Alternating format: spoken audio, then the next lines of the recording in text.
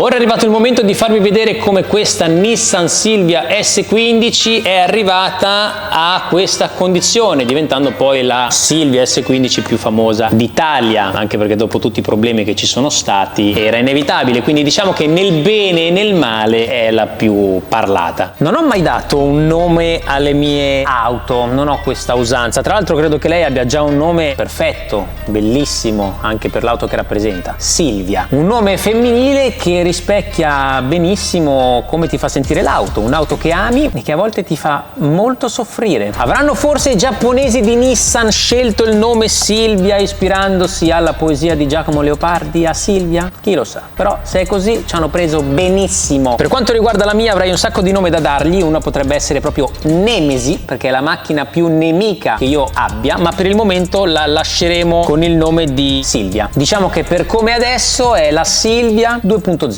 Vorrei ringraziare anche una delle istituzioni più importanti sul canale che mi ha permesso di vivere la mia passione, di condividerla con voi, ovviamente anche grazie ai miei dipendenti, ed è anche grazie a questa istituzione, questo sponsor, che riesco a pagare lo stipendio appunto dei ragazzi che mi aiutano, anche quelli dietro la camera. Oggi tra l'altro ho un messaggio un po' diverso dal solito, perché se sei un venditore di auto, Car Vertical ha una promozione adesso attiva molto interessante per te. Ti regala fino a 20 report, devi avere la partita IVA ovviamente. Con questo strumento chiaramente puoi andare ad evitarti dei costi, dei danni magari inaspettati quando compri una macchina che poi vadano ad incidere sulla rivendibilità della vettura che hai scelto, perché vai a scoprire prima se l'auto è schilometrata, se l'auto è stata incidentata, se è passata da paesi strani dell'Europa, quindi non ti fidi, e poi comunque un cliente che sa che utilizzi Car Vertical si sente molto più sicuro. Ci sono già dei tuoi colleghi che lo usano assiduamente come Tomasi Auto o l'Auto SPA e ovviamente non possono farne a meno per offrire la massima qualità ai loro clienti. Provalo anche tu, tanto è gratis appunto, trovi il link in descrizione o nel primo commento qui sotto,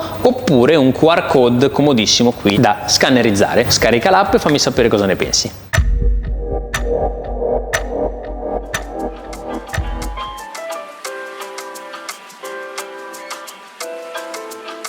Signori, ci siamo spostati. Nella sede di Passione Motori Garage trovate anche Mama Car Detailing. Sbam, eccoci qua. Non abbiamo più molto tempo, dobbiamo portare la S15 all'Ultra Race insieme a Car Vertical. Non ci stiamo molto dietro, anche perché io in questi giorni sono stato sempre via, sono stato settimane in giro, prima a Padova, poi a Bologna, praticamente non ci stiamo più dietro, quindi oggi andiamo da un collaboratore di Passione Motori e Passione Motori Garage, chiaramente ormai storico. Allora, la macchina qui ha preso un pochettino di polvere perché chiaramente qui lavorano i ragazzi del detailing, quindi si alzano polverumi. Ho scoperto, dopo quanti anni è che ho questa macchina? 7, che ha gli specchietti elettrici, ma nel senso non dei vetri elettrici, quello lo sapevo, ma proprio lo specchietto elettrico. Adesso vi faccio vedere. Faccio così e si aprono gli specchietti.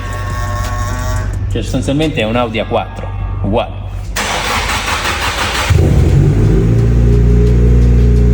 Allora abbiamo qui l'S15, bisogna mettere distanziali, ci sono altre robettine da sistemare che dopo vi spieghiamo, come le cinture, insomma ci sono un paio di robe, però è drift car, ragazzi. Signori, siamo tornati da Nicola. Qua abbiamo fatto la Civic, sì, che era uscita una bomba. Abbiamo fatto la 500, che anche quella è spettacolare. E proprio poi, perché avevi fatto anche un lavoro incredibile con i distanziali, te ne ho portata un'altra. Sempre novità. Allora, tiriamo fuori la lista. Vedete come contento, eh?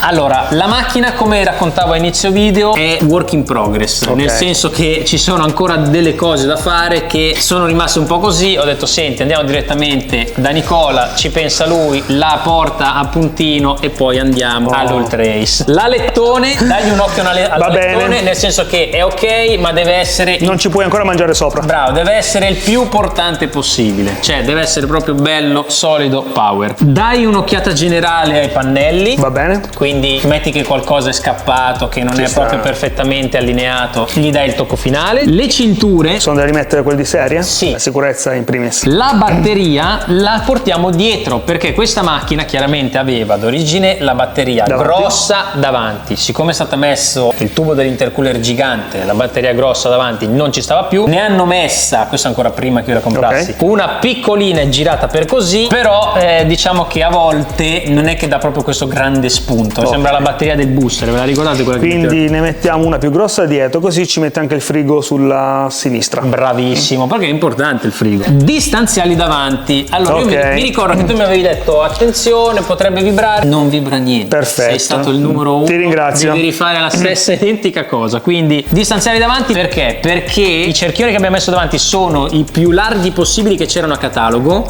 Non sono abbastanza, bisognava farseli fare su misura, ma volevano 3 mesi, quindi no. Possiamo portare fuori le ruote di almeno 2,5? 2,5? Sì. 2,5, quindi diventa proprio... E poi il vetro del cofano. Allora, siccome il cofano sappiamo che è un test, ok? A me piace molto esteticamente, però ci sono delle difficoltà strutturali, perché il vetro un po' pesa, quindi va a toccare la barra, quindi... Spieghiamo anche che tutti questi kit li vendono per plug and play, ma non lo sono. Cerchiamo di migliorare giusto due cose e rendere la macchina più lineare possibile.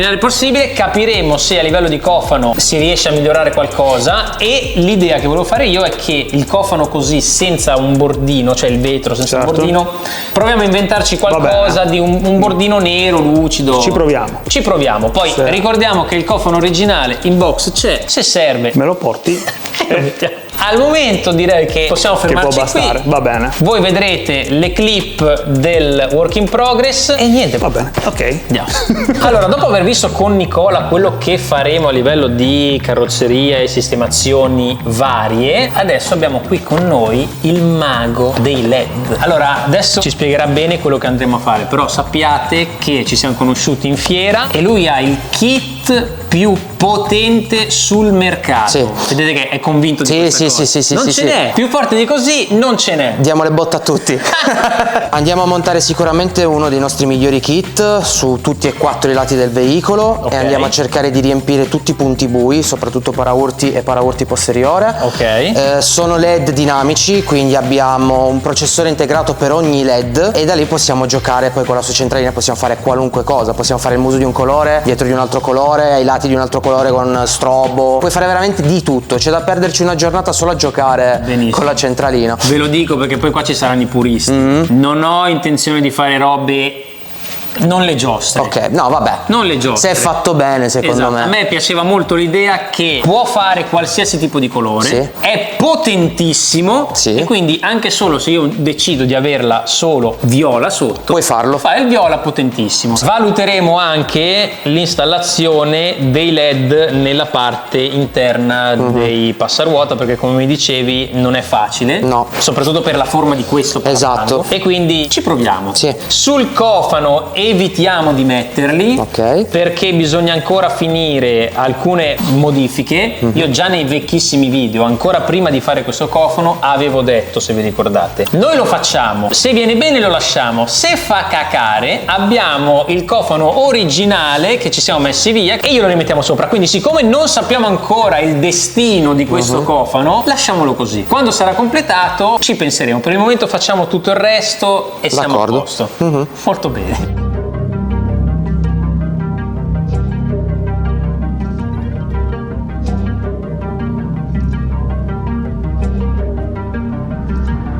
Personal ha provveduto a montare i distanziali e nel frattempo DSG Allestimenti si occupava di spostare la batteria al posteriore.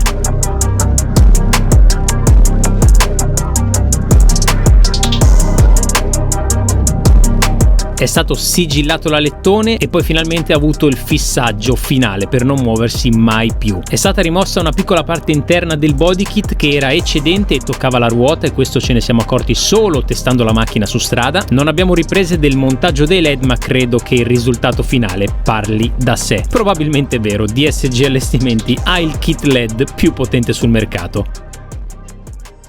Signori, siamo in tenuta estiva, come potete vedere le condizioni sono quelle che sono. Mentre tutti gli altri sono al mare, noi stiamo sudando qua. Però tra poco al mare andiamo. Allora, Nicola, raccontaci che cosa hai combinato su questa In vettura. realtà noi abbiamo ultimato o rifinito quello che era stato già montato su quest'auto. Quindi parafanghi, insomma, abbiamo regolato un po' il cofano, parafanghi, paraurti. Poi sono stati montati LED da Dennis, che oggi da DSG Allestimenti. Abbiamo fissato anche lo spoiler. Se non sbaglio poi hai fissato anche qualcosina che era un po' ballerina. Sì, in il giro. paraurti, diciamo che mancavano dei supporti che noi abbiamo creato. Perfetto. Ed è un po' più fermo. Poi abbiamo installato i distanziali, quelli forniti da Reparto Corse. Grazie Reparto Corse, numeri 1, number 1. E abbiamo anche accorciato un po' il parafango, altrimenti il primo tosso. Bravissimo, giusto, perché quando ero in autostrada ogni tanto sentivo comunque Reparto Corse, loro ci mandano sempre i distanziali, perché ogni volta io sbaglio le misure dei cerchi. Allora, questa macchina ha un difetto. Allora, ha un difettino che è colpa mia, perché io ho voluto sperimentare, però avevo già messo le mani avanti nei precedenti episodi dicendo voglio provare a fare un cofano tutto artigianale con il vetro dentro. Cosa è successo? Che essendo un cofano in vetro resina, come tutti sappiamo, la vetro resina è grande. No, non è vero, a lui non gli piace. No. Cosa è successo? Che il peso del vetro ha fatto un po' cedere il cofano, anche perché comunque è stato tagliato al centro. Quindi tra il peso del vetro, il calore sta un po' cedendo. Sta andando un po' così. Adesso ha un bel effetto visivo, ma prossimamente lo togliamo. Esatto. Allora, diciamo che quando l'avevo messo era a posto. Tempo di arrivare a Torino si era abbassato. Tu l'hai ritirato su e adesso si sta affossando di nuovo. Quindi per non farlo diventare una U, ragazzi, probabilmente rimetteremo un cofano originale che ce l'ho. Bisogna solo riverniciare quello. Per il momento rimane così, esteticamente figa, però c'è il vetro che poggia sulla barra d'uomi. Non è il massimo. No. Lo facciamo così. Quando si rompe lo cambiamo. Fa una bella storia poi. Facciamo una bella storia. Che bello, c'è tutto rotto. Dai, aspettiamo che si rompa. Va bene. Bene, ora sapete come siamo arrivati a questo punto. Avete anche visto a che punto è la Nissan Silvia, che ora possiamo definire in modalità 2.0. Lo sapete già, l'ultima modifica non esiste, quindi continuerò sempre a renderla più unica e finalmente nei prossimi episodi potrò girarci video utilizzandola a dovere, sia su passi di montagna che in pista. Ma non vi spoilerò nulla, per ora vi lascio un bel edit di come l'auto si presenta ora. Buona visione!